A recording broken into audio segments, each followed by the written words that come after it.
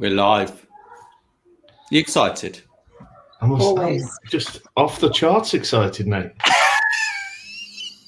Kim and I, we like to set the scene a little bit when we go live, because otherwise it gets a bit boring, really. You know. People have got to know why they're here. Well, I know, Steve. Why are you here? Because you asked me to be. No, this is an important. All joking aside, now this is a really important issue, and I'm happy and glad to be invited. And thank you to you and Kim for letting me join you on this really important event. Well, we really appreciate it. Yeah, no, thanks for coming along, because you're right, it's so important. I think, imposter syndrome is one of those phenomenons that affects, I think it's 70% of people, and yet not everyone's aware of it. And that's one of the first steps. The first step is, if you can be aware of it, you understand what it is, you can talk about it, then actually you can start to get the help, which is kind of why we're doing the this whole awareness day, and being able to chat with yourself, and just about to add the lovely Sindy as well. Hello, Sindy. To just understand kind of what are your thoughts about it? Have you come into contact with it before, and how we can help people who are suffering, really? Well, I mean, Kim, we spoke last week. I'm kind of not on the main character from Catch Me If You Can scale of confidence, but I'm towards that end. But working with the sales teams that I have done, I've certainly seen this affect some of the people who are just really, it's interesting in the sales space. Everybody, the archetypal salesperson, very outgoing, very gregarious, definition of confident as a profession. And you see people who are coming into the space, absolute rock stars on a lot of the key characteristics that you need to be a successful salesperson. But they're mixing in the community, especially down WebExes and Zooms, where you've got to be able to dive in, you've got to be confident, you've got to be able to grab the mic. So over the last sort of couple of years, I've gone through a personal journey of learning about this imposter syndrome, and coaching a few of my sales reps who've been afflicted, and really sort of helping them to find their place in a work environment, giving them some just some tips and tricks of how to build their value in a team. And that's all just been off personal learning. And I think it's really, really important what you and Nate are doing. The first key piece for me is getting people to be aware that this is a thing. The couple of people I've sort of spoken to about it, it's been, oh, I didn't know that was a thing. And then just finding out that imposter syndrome is a real issue that afflicts so many people is a great way for them to start, because it takes the pressure off of this is just all me. And that's been really vital. So I think, as you mentioned, just the awareness piece, so that people have, oh, I'm not alone. This is actually a thing. Maybe if I've got these feelings, I can do something about it. Maybe there's a body of work I can just go do some research, is absolutely vital. Yeah, no, I completely agree. And we talked, didn't we, the other day about the fact that I think we're all somewhere on the kind of confidence spectrum. So imposter syndrome might be right out here on the really unable to see the value that we add. And if we were to swing all the way back the other end, then we're probably at Dunning-Kruger, and we're delusional about our abilities. But we kind of swing between them. And I think it's knowing that that's okay, and that actually when you've got that little voice in your head that sounds so plausible, it sounds so real, that actually it's not true, and you can change it, I think is really important to people. And Sindy, it would be great to also get your views on imposter syndrome and how you've seen it in your career. Absolutely, yeah. So I think there's a difference between confidence, self-esteem, and the imposter syndrome. So for me, confidence is something that's on the outside and it can be learned. So you might say, I'm not a very confident public speaker, but it's something I can learn. And the more I do it, the more confident I can become around it. Self-esteem is more about what we think about ourselves. And we almost need that external validation. So I know that certainly when I was in a corporate career, I had to constantly go for promotions, for pay rise, that validation from people outside that I was good enough because I didn't believe it. The imposter syndrome, I think that's slightly different, because even if you're told you're good, the better you're told you are, the more you think people are lying, more of a fraud of you. And almost the higher you go up, the further you've got to fall. So you become really kind of protective about talking to anybody about it. And I know a lot of people say we should be having these conversations, and I think that's absolutely right. But when I was in my full flow of imposter, if all my bosses, my team had come to me and said, look, we all feel like this, I would have thought, oh, they're trying to catch me out. So it's a really interesting place to be. Yeah, you're right. It can be so hard, can't it? Because when I was in like my full throes of mine, didn't matter what anybody else gave me, didn't matter what accolade they gave me, I was convinced that they were just wrong. They would find out one day that I didn't deserve it, that I wasn't worthy of that.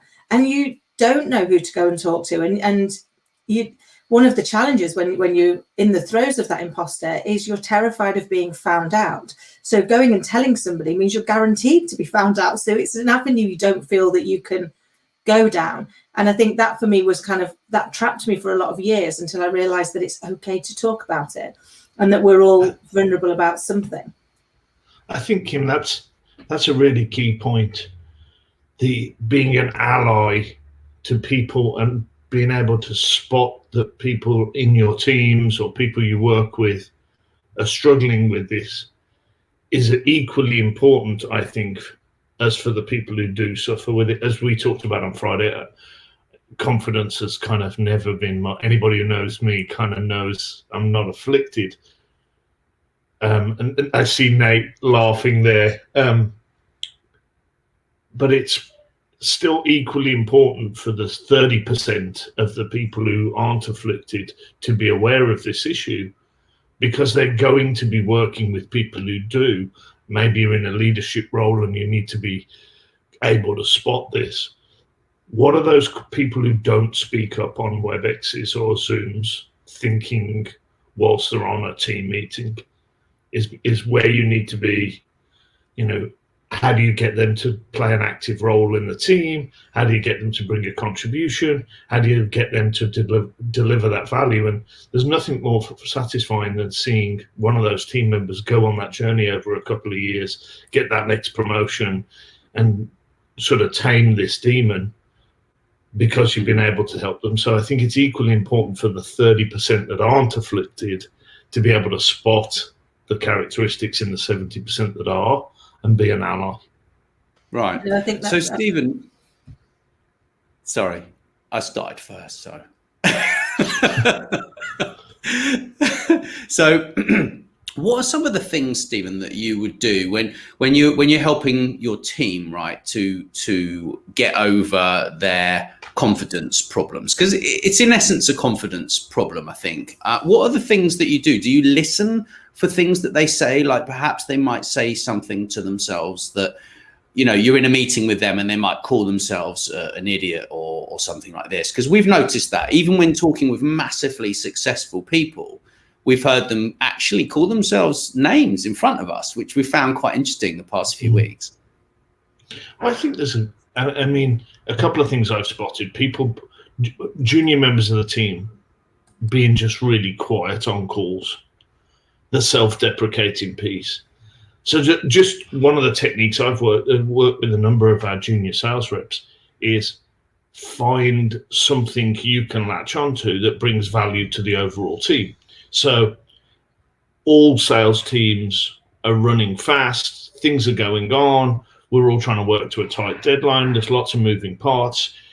Sales is as much project management to a deadline as it is anything else. So what I've done is just said, hey, this sales teams come together quickly and they have to achieve an objective by a timeline. If you can be the quiet person on the call and just grab the pen, not the mic, is one of the phrases I've kind of developed of help the team with organization. help the team with documenting the notes, help the team with organizing the calls, structure the box folder, structure the WebExes, take the notes and move the conversation forward, you'll find a value in the team. The team will be very glad that you're doing that role, and you'll find a voice, because at the end of every call, at the start of every call, somebody's got to replay what happened on the last call, set the objective for the call, and then speak at the end to summarize the actions. So it's a tiny little point, but it's helped 2 or 3 sales reps that I've worked with over the last year to grab the pen first and then grab the mic second. And particularly I'm thinking of one of the guys, really junior sales rep coming onto a big account, huge opportunity, lots of big subject matter expert voices on the call. Guy absolutely flourished by grabbing the pen first, getting us really organized as a team. By the end of the sales cycle, he's running the deal, which I said he would be by the end of the deal, because he's done that organizational piece, and all the other people coming in and out of the sales cycle know exactly why they're there, know exactly what they're trying to achieve on the call, and know that when they come to the next call, it's going to be a good use of their time because it's well summarized and documented. So I kind of jumped on that myself, but grab the pen first before you try and grab the mic is maybe a takeaway from some of my conversations with some of these kind of more junior people trying to find a role. So I don't know whether that helps at all.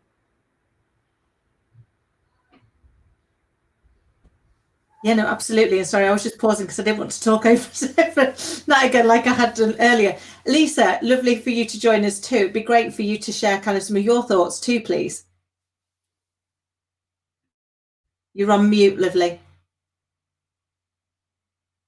Sorry, I came into this a bit late, Kim. Can you just set the scene a bit for me? Yeah, of course, my lovely. So we're just having a bit of a chat really about how imposter syndrome has perhaps shown up for us, whether that's personally or in the teams and the people within which we lead, and kind of the hints and tips. So trying to keep it more of a bit of a open discussion really about our thoughts and views. Yeah. So for me, it has held me back, and I've talked about this quite a lot this morning, and it's held me back in that it stopped me from doing things that I really want to do. And for example, that's my idea of launching a trade association in cybersecurity. I kept looking around and thinking, gosh, there's far more qualified people out there. A lot of people out there that are far better suited to do this than me. I've got no place doing this. And I would get so close to finally launching it, and then I would just hold back, or I would pull back and I'd go, no, I'm not the right person. This isn't for me. And I would just find some excuse, any excuse to stop it. And it was only through coaching sessions with Christina, who was on my panel discussion earlier, that she helped me to see that actually I'm really well placed to do it, because I'm very well connected in the cybersecurity industry. I've got a lot of good project management skills to bring to the table. So she helped me see that I was perfectly placed to do it. And so it's now live. And it's learning to recognize it, I think, and just flip the script on it before it becomes, too much of a problem. Even today, my imposter syndrome is going through the roof, talking about it, openly to you guys now and to everybody listening. My first thought this morning was, I can't do it. I'm going to have to find some excuse to not do it, and anything at all that I can think of. But no, I was here at 8:30, opening up the day, but feeling sick to my stomach about what gives me the right to be talking about this subject. So yeah, it's something that definitely impacts me a lot. Well, I wouldn't worry. I was late. Yes, you were the late one, Nat. Yeah. And you were streaming on my LinkedIn, and I wasn't there. Sorry. Go on, Kim. I know you had something to say. So no, I think you're right. I think it's one of those things where actually, there are moments where you overcome it, aren't there? There are moments where actually you're not feeling like an imposter all of the time, but then it can just creep in. You have that moment, and I know, certainly this morning, my inner imposter was at an absolute height, going, what gives you the right to talk about this and to do International Imposter Syndrome Awareness Day? And I know, Sindy, when we chatted, you were so kind, so helpful in the whole, actually, you've got this, you've just got to, just got to go in, and all we're really doing is raising the debate, is saying, actually, let's just talk about it, because nobody else is talking about it, and yet we know it's something that's causing so many people to suffer. And I think if we can start the debate, if we can create that safe space for people, then hopefully people will be able to get, the support that they need. And lovely to see some of the comments. Mike, loved the grab the pen, not the mic. It's a good one, that, isn't it? And you're right, Eva, it is a really important topic, and people do need to be aware of it, because once they're aware of it, they can start to make those changes.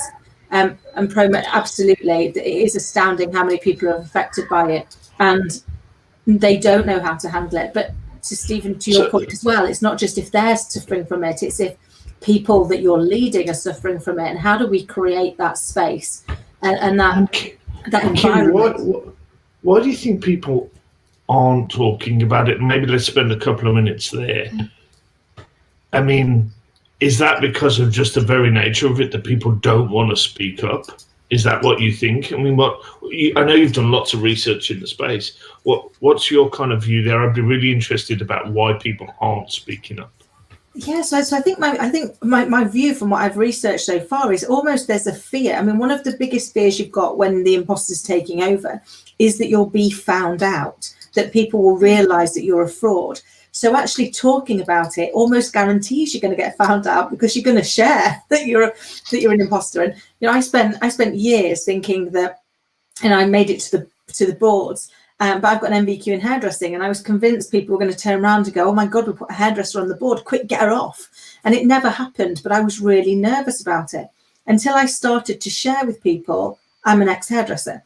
It was almost that, share your vulnerability without losing your credibility. So actually putting it out there first and saying, do you know what, nothing on paper says I should be here. I'm just an ex-hairdresser. I've only got an MVQ, but I've got a 25-year career doing this, so actually maybe there is a reason why I'm here. And it was really uncomfortable when I first started doing that, but what I found was the more I did it, the more people would come up and go, oh my God, I feel that too, or I worry that people are going to find out this about me. And it's almost kind of raising that, finding that space to say it's okay. And actually, I had somebody the other day who was like, well, it's just one of these newfangled phenomenons. I was like, I'll take that, because it was first described in 1978. So if it's young and hip, I'm young and hip. I mean, I've been young and hip for decades. So I'll take the feedback. But I think we've got to be able to talk about it more. And what's been fascinating in the last probably 18 months of really digging into this is when you start talking to people about it, that they go, I didn't know that was a thing, but that really helps, that I can now go, well, at least I understand it. I'm not on my own, because when you're in it, you think you're the only crazy person that's having this conversation. And you have this, I certainly, when I was in it, I'd have this dialogue in my head going, just don't say anything stupid. Just don't show yourself up. Whatever happens, just don't say this. But whilst that's going on, you're trying to make sure it doesn't come out your mouth, because you're trying to still do the day job and still turn up. So you're kind of almost having these two conversations. It's a bit like, and it's really, you're desperately hoping that the wrong conversation doesn't come out of your mouth, and you don't suddenly announce to everybody that actually, I am not where I'm supposed to be. I shouldn't be here.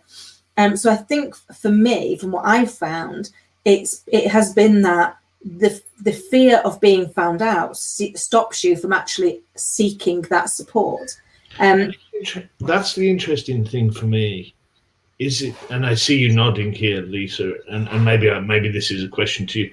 Is it people spotting that you're holding back? One of the key things from what you mentioned was that you're holding back, that you don't take that step forward.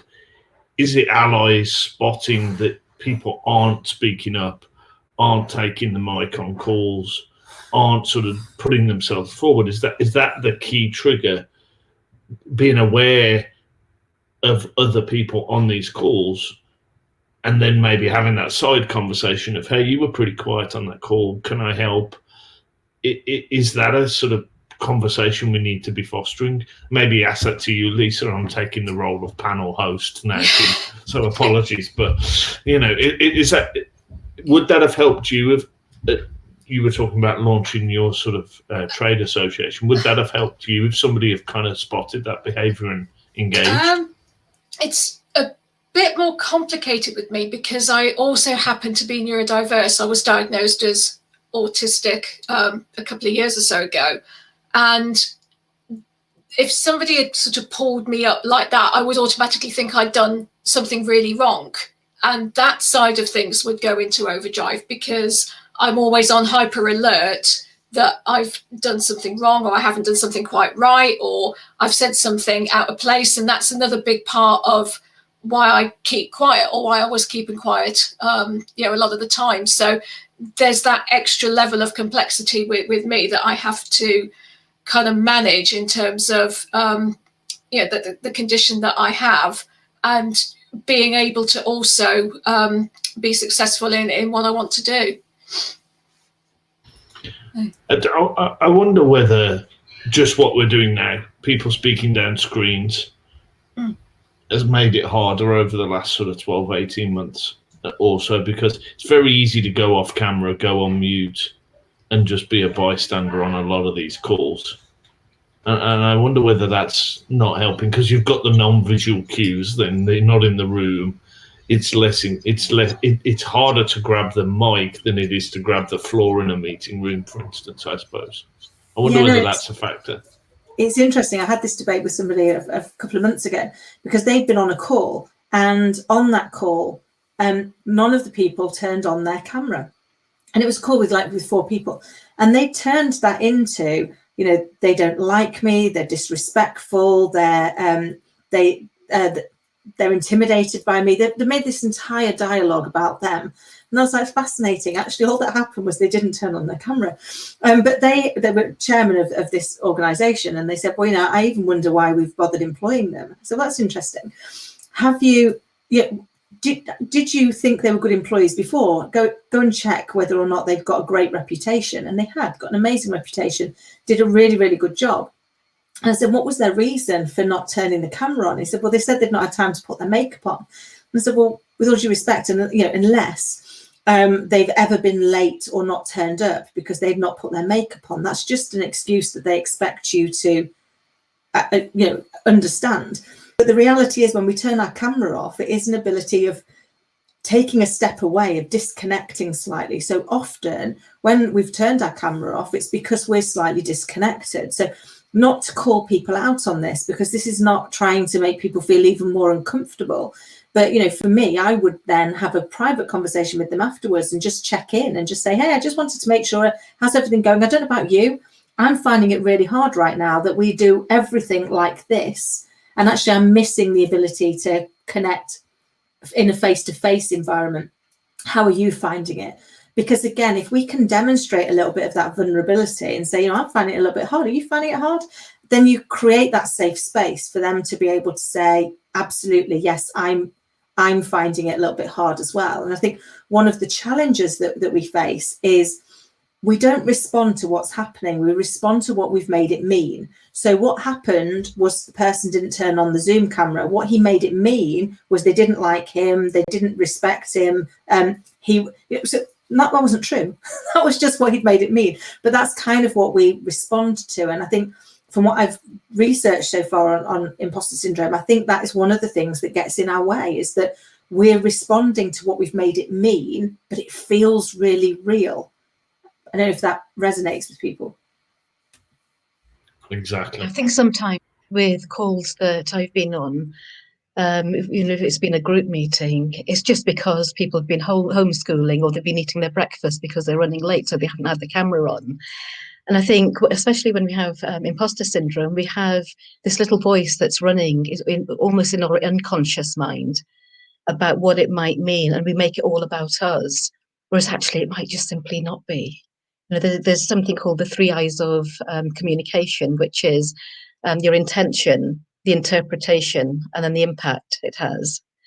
And so somebody might intend something, but depending on how it's been interpreted, then the person who's on the receiving end the impact can be completely different. And we've seen this with written word. When you send an email, you send it really quickly, thinking, I promised that person I'd give them a response, I'll give them a yes, no answer, and then I'll shoot out the door.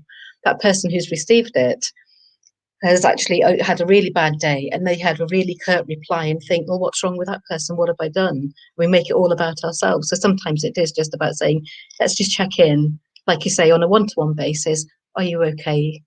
Can I help you? And it gives them the opportunity, if they want to open up and talk about it. Thank you for sharing that, Sindy. I agree completely. I think, we're just not designed for that kind of communication in many ways. And we rush as well. Like, everyone just rushes to get these communications out. And a lot of the time, like you say, we think it's about us, but actually it's just about them being in a hurry and not knowing that if they put a smiley face emoji in their email, that actually we might be happier than we would have been otherwise, if you know what I mean. So that's kind of how I look at it. It's a difficult one, very difficult. But I'm owning up to the running fast. That's a phrase I'm using at the moment. I'm owning up to it in a lot of, hey, was running fast, sorry, and kind of trying to take that on, because I think just everybody's day is getting elongated. 7:30 is the new 8 o'clock is a phrase I've been using, a lot. My days now start increasing. This started at 7 a.m. for me on the East Coast, so I think people are just running faster. Their days are getting longer.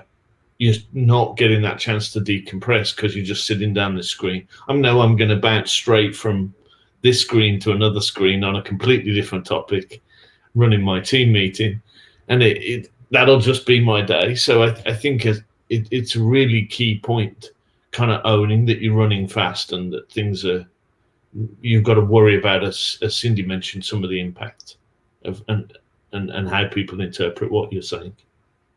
It's amazing though, this confidence. Sorry, Sindy, do you want to jump in there? I was just going to say that the other thing I found with imposter syndrome is that it's the more successful, outwardly successful people that actually suffer from it. And so there is something about vulnerability and sharing that with other people, but sometimes maybe the starting point is to share it with your peers. So when you've got somebody else who's working at the same level as you, you can kind of make yourself a little bit more vulnerable. Whereas if you're managing a team and all of a sudden you say to your team, this is how I'm feeling, then there's always that thing about how's that being perceived. So I think, one thing I found with people is it's really important to get to know, like, and trust yourself at a really deep level, because when you know, like, and trust yourself, then you don't mind so much about what other people think. And, I talk a lot about the mask. And when we know, like, and trust ourselves enough to be able to take our masks down, and it's coming from the place of strength, it gives other people permission to do exactly the same thing. And it's in that place of vulnerability that true connection happens. And I think that vulnerability is different from being scared. When we're being vulnerable from a place of strength, then it energetically, it lands in a completely different way. Because it's not, I'm going to make myself vulnerable. I'm going to tell you what I scared. What do I think? One of my favorite quotes is, I'm scared to show you who I am because you might not like that. And that's all I have. But what you're doing there is you're putting that, you're putting out in terms of what other people think. Once you get to a place where you know, like, and trust yourself, then it doesn't really matter what other people think. People say, I'm scared to put myself out there because people might judge me.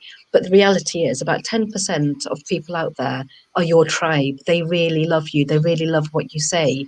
They really connect with you. You can really help them. 10% probably won't like you at all. They'll troll you. They'll be disrespectful. That's okay. 80% of people won't care either way. So it's about saying, okay, let's focus on a vision that's bigger than me. Let's focus on a purpose that's bigger than me. So it's not about me. It's like, what can I do to help this 10% of people who are my tribe? And the rest, I don't mind what you think.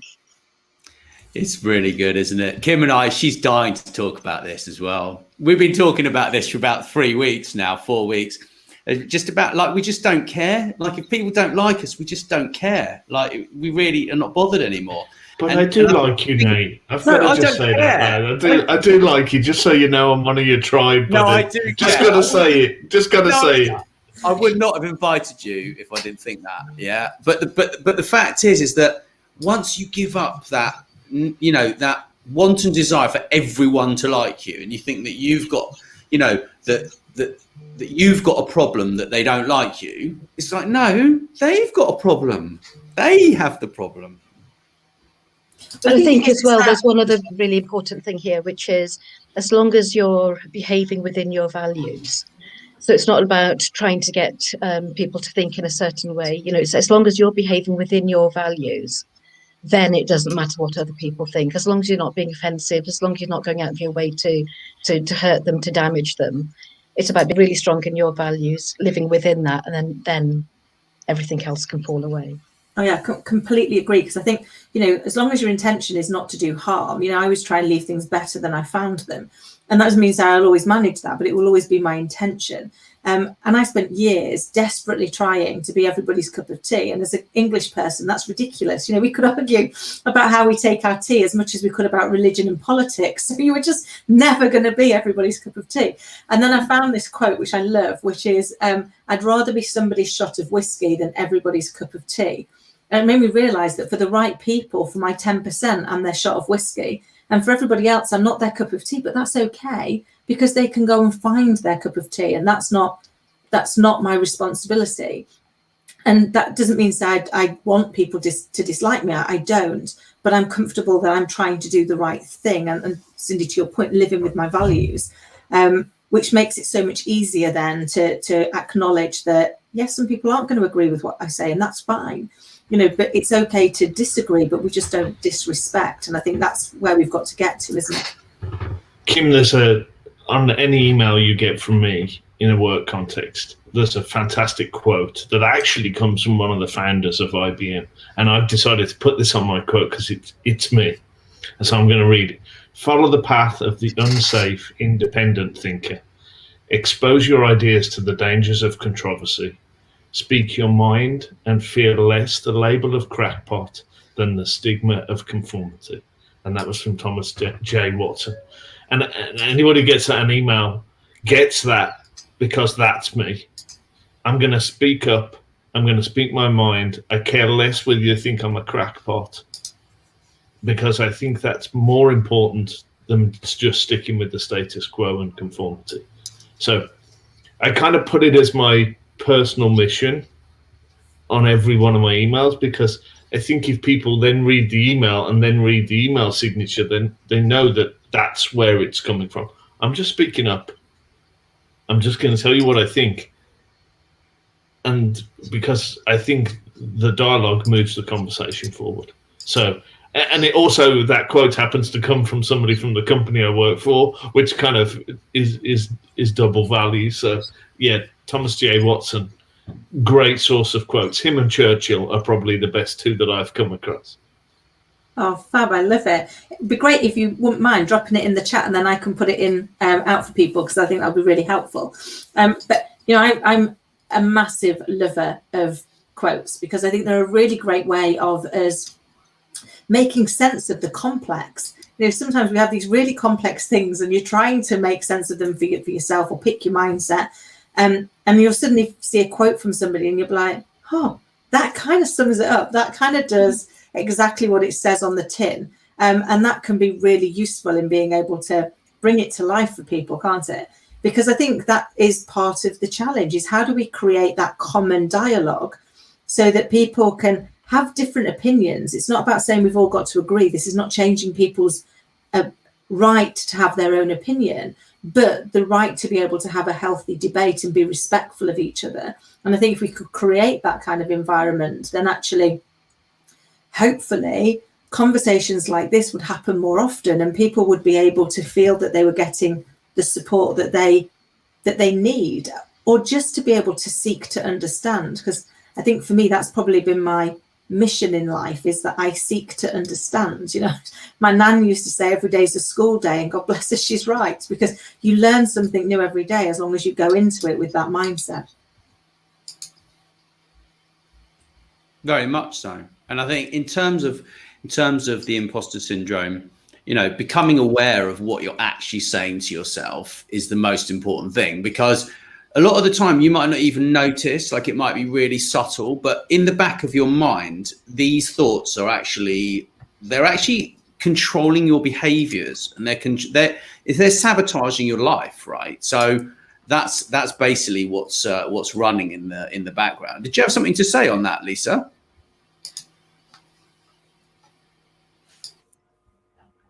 Oh, okay. She wasn't muted, so I thought she might have had something to say. But I think these thoughts. I've been studying this a lot with Kim, and I didn't have imposter syndrome, right? But I also think that us guys, we don't like talking about mental health issues. There's a big stigma around guys saying, hey, maybe my confidence is lacking, or and women seem to be able to talk about it more. And I think from where I'm sitting, that seems to be why the ladies feel that they can talk about this more. I mean, it affects everyone, not just females.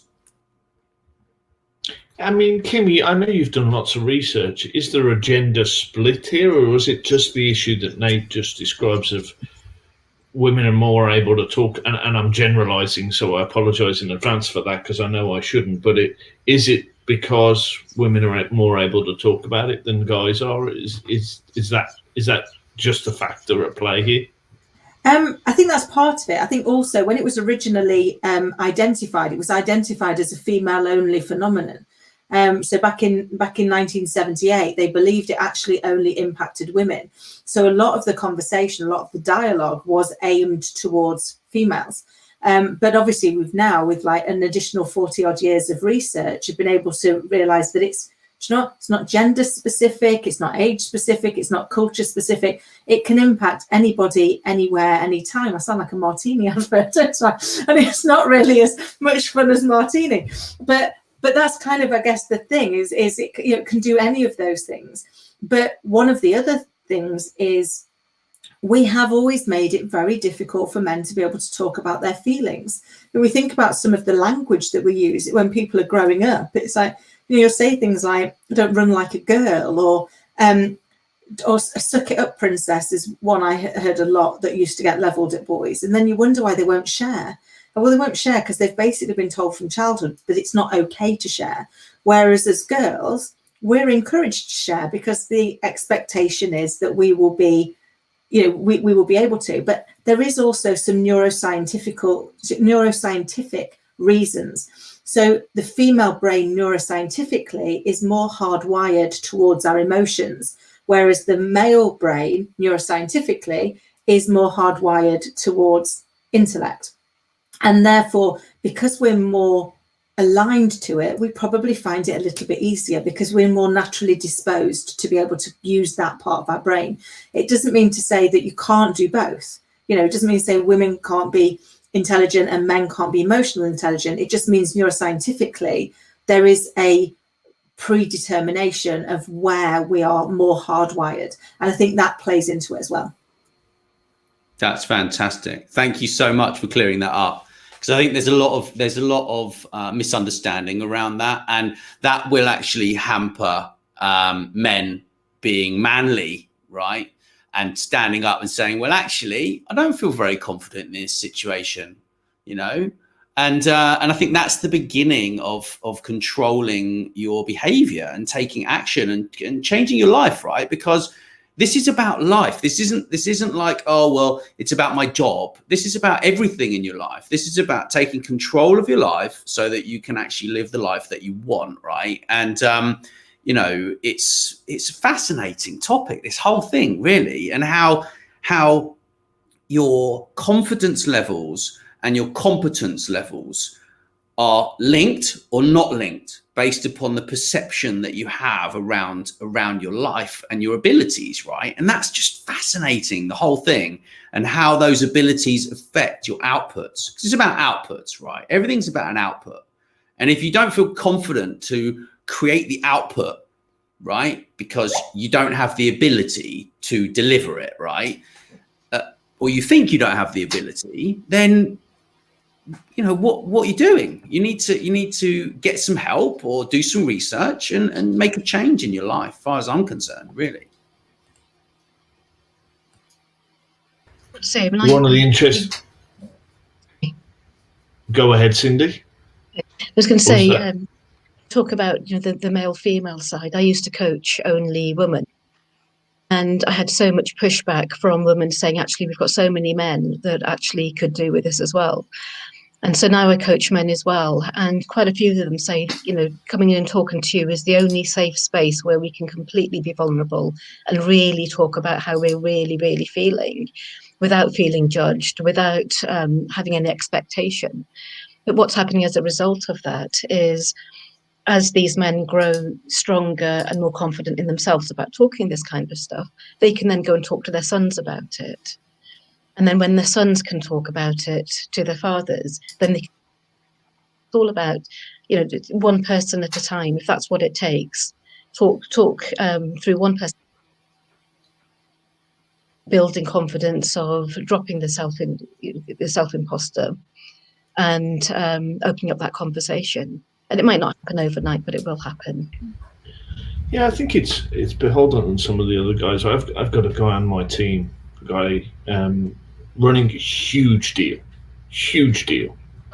eyes of the world on this deal, massive deal. It's one of those deals, yes, Nate. It's huge. Junior guy, first big deal, and just being able to have some one-on-one calls to get him ready for bigger calls where he's presenting to the most senior execs he's ever presented, and just go, hey, this call's a safe space. It's just you and I. Where are you? What's going on? How are you looking? More of those calls have been about how he interacts with those people and his confidence than have about what he's actually going to say. Guy's flourishing, deal's going really well, and he's being a rock star, but just being able to spend those one-on-one, just checking in, let's grab 20 minutes, how are you getting on, and giving him the sort of pressure valve has been really vital. So I don't know whether I'm stumbling through this or whether that's something that's useful for people, but acknowledging that this guy's out beyond his skis and obviously going to be feeling sort of nervous about where he is, and just giving him that pressure valve's been huge for him as he's kind of in new territory. Massive. They got your doorbell there, Stephen. It's the dogs. We've done 45 minutes without them ringing the bells and barking. So that's a record. And guys, I've got to run at the top of the hour. So this has been fantastic. What you guys are doing, drawing awareness to this, is really vital. So thanks for having me on the panel. Thank you. It's been lovely to have you. And nice to meet you, Lisa and Cindy.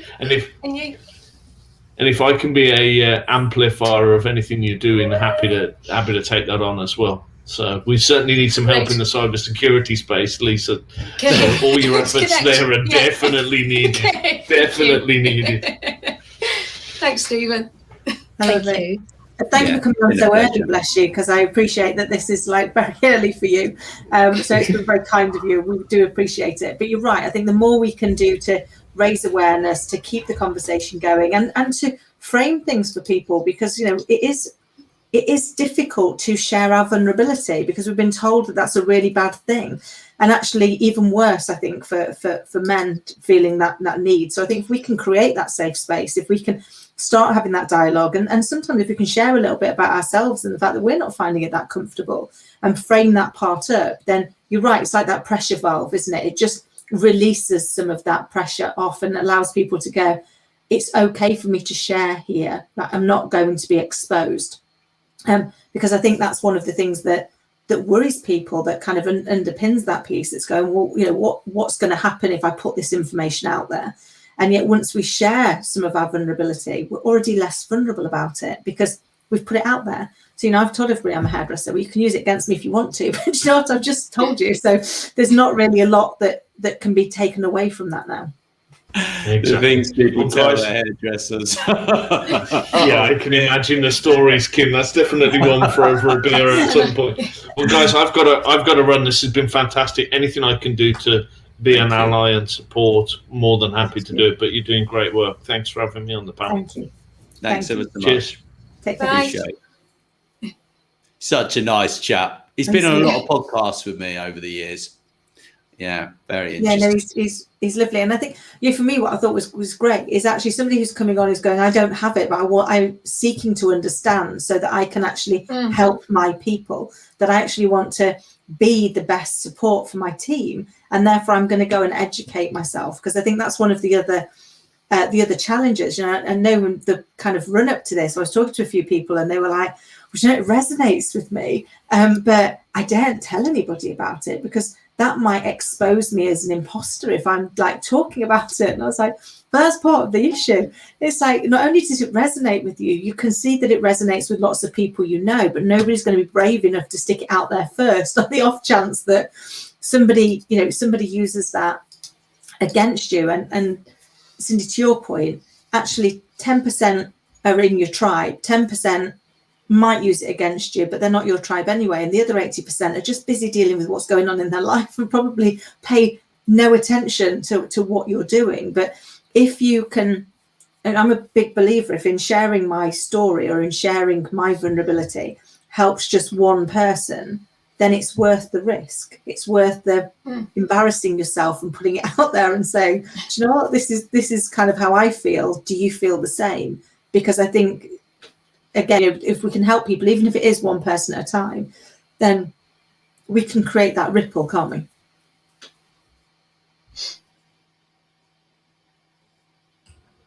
I'm just nodding away there. Yeah, I mean, the other thing I found, I've done a lot of work on the imposter, and I've kind of come through, I really started with it when I was in the corporate world.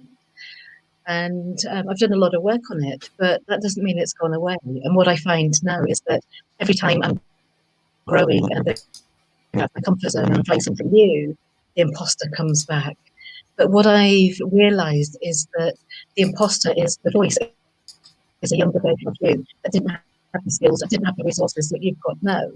So if you can talk to her with kindness and compassion and say, okay, what's your deepest fear? What might happen here? And actually talk it through with her. And I'm on the back now, I've got this.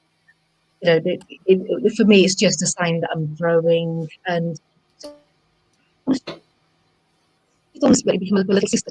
You think, okay, so I'm not going to give her the control over what I do. I'll just acknowledge her, put it to one side, let her sit beside me, let her watch how it's done. But still, feel the fear and anyway. Feel the fear and do it anyway. Exactly. Love that book. Yeah, and I think that's probably a good time to end this session, actually, because we've got a lot more going on today, and I think it's a good point to end. If no one objects. It's been a fascinating discussion as always. Sindy, thank you for joining us at such short notice and providing your insight. Really, really appreciate it. It's always a delight to chat to you. And Stephen, who's left us, also really lovely to chat to him too. And obviously my fabulous co-host, Lisa and Nat. Thank you, Lisa. We're having, it's been a really fascinating conversation, so thank you all. Yeah. Thanks, Kim. Absolutely has. Pleasure. Thanks, everyone. So, bye-bye. Bye.